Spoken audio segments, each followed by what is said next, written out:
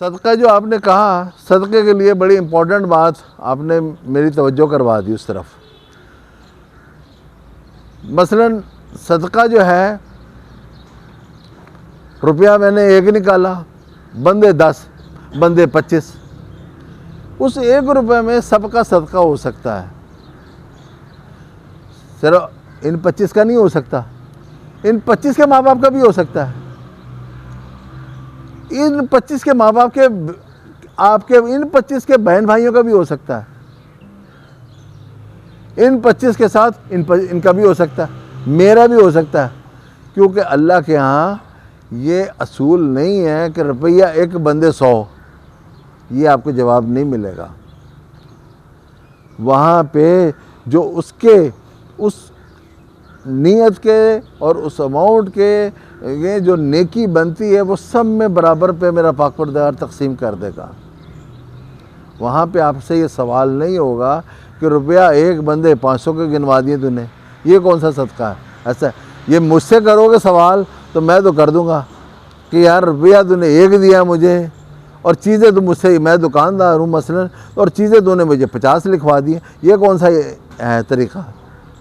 50 चीज़ों के 50 के बराबर कीमत दो, लेकिन अल्लाह के यहाँ ये नहीं है मसला। एक और आपको बात बताऊँ, सदका एक, अब ये ईद आने वाली है, फितरा, एक फैमिली है जो फितरा देने के काबिल ही नहीं है मसलन, अब वो क्या करे, उसका भी तो कोई होना चाहिए ना, उसका कोई हक़ नहीं है कि वो सदका करे, ये सदका है, उसका भी तो हक़ है ना वो सदका करे। वो कैसे करे।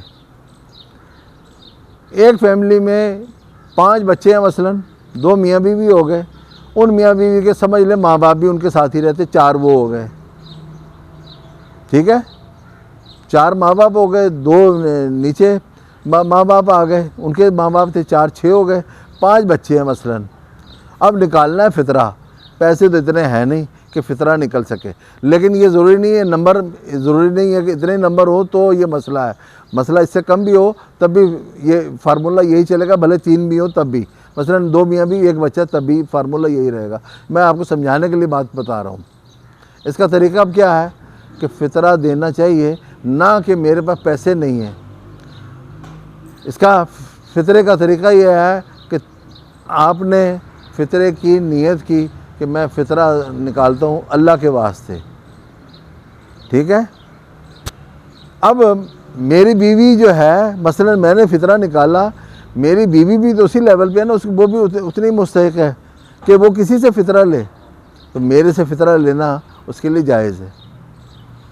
या मैं अपने माँ बाप को दे दूँ, या मैं अपने बाप को दे दूँ कि पहले आप फ़ितरा निकालो, उसने निकाला, मेरी माँ को दे दिया उसने फ़ितरा अपना, ठीक है।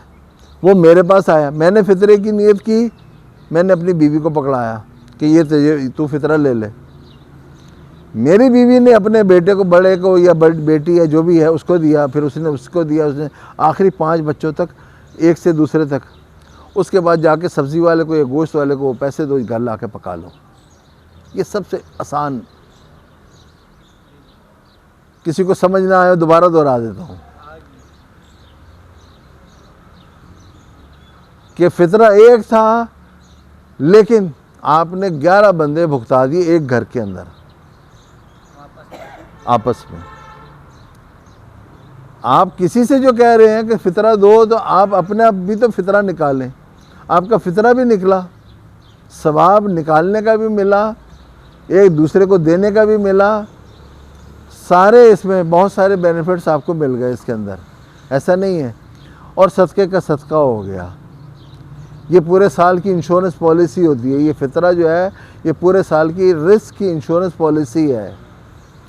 और जो लोग ये समझते हैं कि हमें तो खुद फ़ितरे की ज़रूरत है, हम क्यों कैसे निकाल सकते हैं, और भाई निकाल के ज़रूरी शर्त ये नहीं है कि आप बाहर जाके दें फ़ितरा। इसी तरह से सदका भी आप अपने घर में ही दे सकते हैं। जैसे मैंने भी इसमें अभी जो बोला, मैंने माँ बाप को देना, बीवी बच्चों को दे सकते हैं, बहन भाइयों को दे सकते हैं, अजीज़ अक़रबा को दे सकते हैं। तो ये शर्त ये नहीं है। मसला ये है, मौलाना हज़रात नॉर्मली बोल रहे होते हैं, इतनी डिटेल में ना वो दिमाग लड़ाते हैं कि किस किस को दे सकते हैं। अब ये तो मना नहीं है कि मैं अपनी बीवी को फितरा नहीं दे सकता, मैं अपनी बीवी को सदका नहीं दे सकता।